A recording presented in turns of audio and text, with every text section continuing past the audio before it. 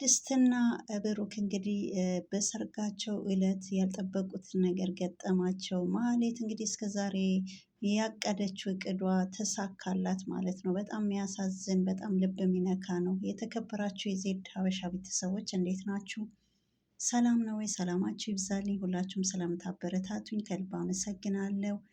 በቅንነት ላይክ፣ ሼር፣ ሰብስክራይብ እያደረጋችሁ ለፉ ኢትዮጵያ ሀገራችን ሰላም ያርግልን። እንግዲህ ምሳሌ ይዤላችሁ መጥቻለሁ። በጣም እንግዲህ የሚያሳዝንና ልብ የሚነካ ነው።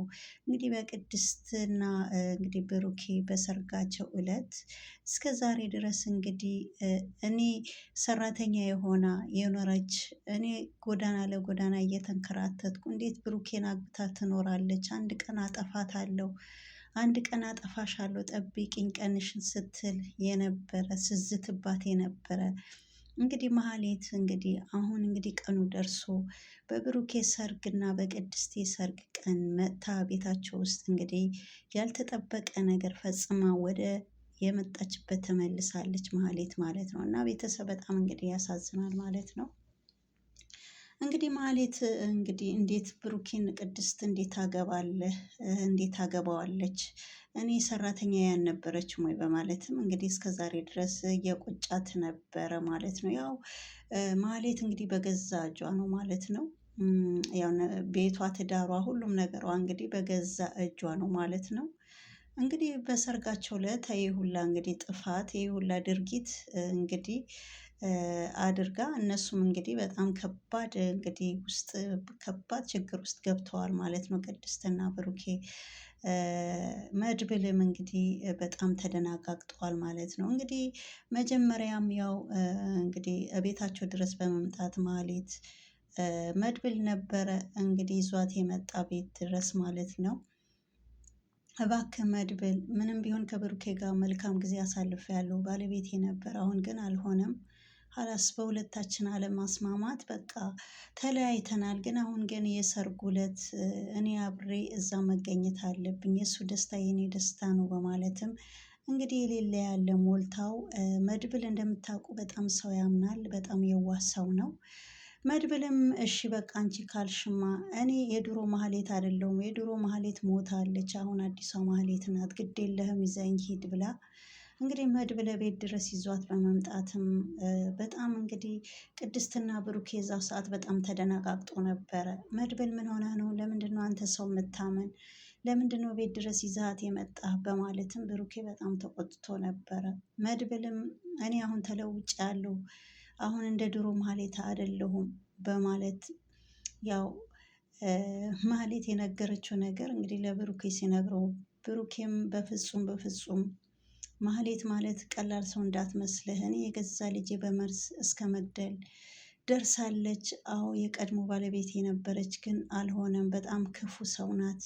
ስለዚህ እንኳን ለእኔ ለልጄም ያልተመለሰች ሰው ናት። እኔ ደግሞ ይሄ ነገር አልረሳውም። ስለዚህ እኔ አሁን የሰርጌ ዕለት እኔ እሷን ማየትም ሆነ መስማትም አልፈልግም። ሁሉም ነገሩ አብቅተዋል። እኔ አሁን እኔ የምትወደኝ ከሆነ የኔ ደስታ ያንተ ደስታ ከሆነ ከቤቴ እንድትወጣ ፈልጋለሁ፣ በአይኔም እንዳላያት እባክህ ስማኝ።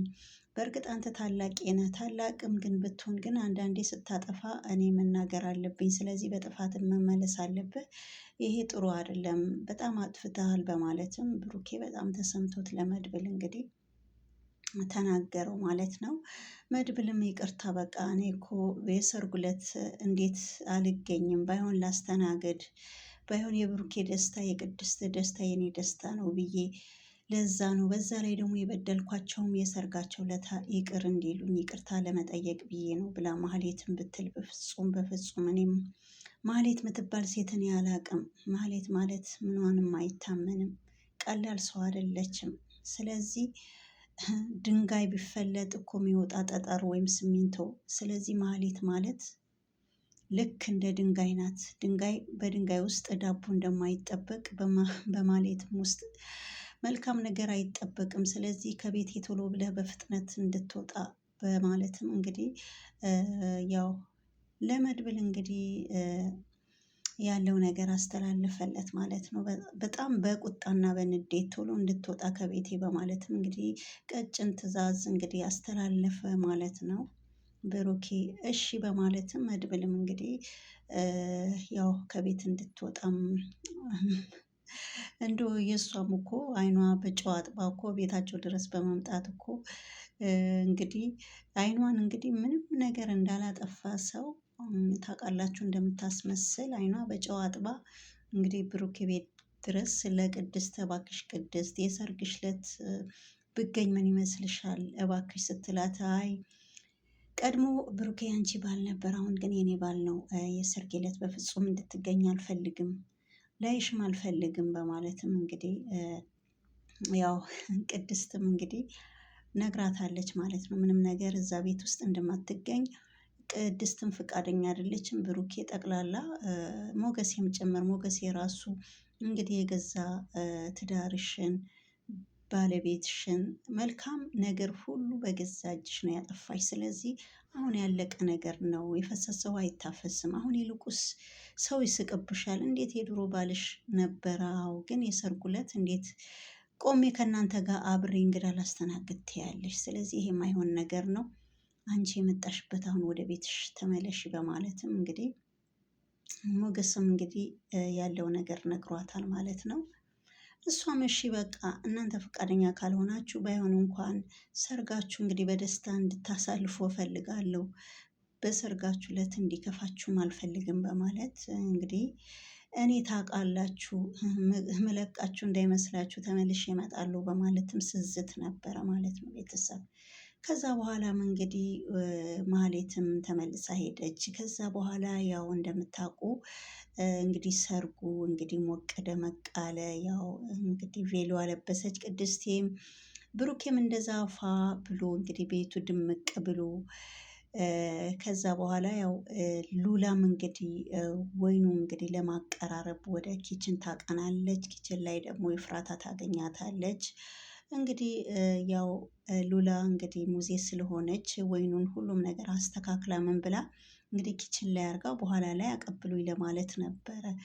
እንግዲህ እሱን አስተካክላ ምን ብላ ኤፍራታ እንግዲህ ስለ ማህሌት እንግዲህ ያው ስለ ማህሌት ነገረቻት። ማህሌት በጣም ታሳዝናለች፣ ደግሞ በጣም ተጎድታለች በማለትም እንግዲህ ሉላማው ትላንት እኮ መጥታ ነበረ፣ እዚህ መጥታ ነበር፣ እዚህ ነበረች በማለት እንግዲህ አዎ ነግራኛለች፣ እሱ ማንም ነግራኛለች። ሉላም እንግዲህ ያው ያለው ነገር ለኤፍራታ ነገረቻት። ኤፍራታም እንግዲህ ያው አሁን ማህሌት ተስተካክያለሁ፣ የድሮ ማህሌት አይደለሁም፣ የድሮ ማህሌት ሞታለች፣ አሁን ባይሆን አዲሷ ማህሌት ነኝ ብላ እንግዲህ መጠጊያ አታ ከአሁን በኋላ የትም መሄጃ የለኝም፣ እኔ እህቴ አንቺ ነሽ እንጂ ሌላ ምን መሄጃ አለኝ ብላ እኔም ደግሞ በእሷ ላይ እንግዲህ መጨከን አልቻልኩም። አሁን ወደ እኔ አስጠግቻታለሁ፣ ከኔ ጋር ነው የምትኖር እና በጣም ታሳዝናለች፣ ግን በገዛ እጇ ነው በማለትም ኤፍራታ እንግዲህ ያለው ነገር ስለ እህቷም እንግዲህ ያለው ነገር ለሉላ ነግራታለች ማለት ነው።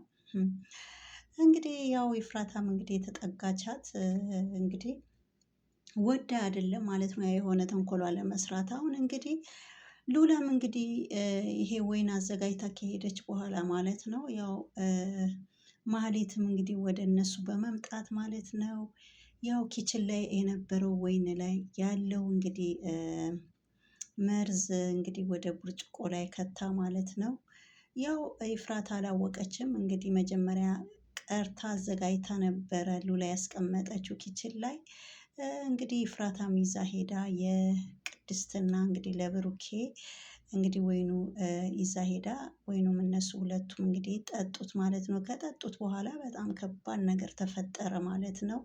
በጣም እንግዲህ ቅድስትና ብሩኬ በጣም ያሳዝናሉ። አሁን ያሉበት ነገር በጣም በጣም ያሳዝናሉ። ለምን ያልጠበቁት ነገር ነው የገጠማቸው ማለት ነው። እድሜ ለማህሌት። ማህሌት እንግዲህ እንደምታውቁ ማህሌት ማመን ማለት እንግዲህ ቀብሮ ነው ማለት ነው። ማህሌት ሁሉም ነገር ነው እንግዲህ አንድ ቀና ነገር አይታይባትም። ሁሉም ነገሯ ተንኮል ማለት ነው። እንግዲህ ቅድስትና ብሩኬ በሰርጋቸው ዕለት ጉድ አርጋ እንግዲህ ምንም ነገር እንዳልተፈጠረ እንግዲህ ሾልካ ገባች ቤታቸው። ከዛ በኋላ ስራዋ ካጠናቀቀች በኋላ ወደ ቤቷ ተመልሳለች ማህሌት ማለት ነው። እና አሁን ቅድስትና ብሩኬ በጣም በጣም ያሉበት ነገር በጣም ያሳዝናል። ከባድ ውስጥ ነገር ውስጥ ነው የገቡት ማለት ነው። በጣም የተፈጠረው ከባድ ነገር ነው። እንግዲህ መድብልም ሞገሴም እንግዲህ ጠቅላላ እንግዲህ ያው ለሰርጉ የተሰባሰቡት እንግዲህ ጓደኞቻቸውም ጭምር እንግዲህ በጣም ተደናግጦ ከባድ ውስጥ ናቸው ማለት ነው። ቤተሰብ በጣም ያሳዝናል። እንግዲህ እድሜ ለማህሌት ማለት ነው።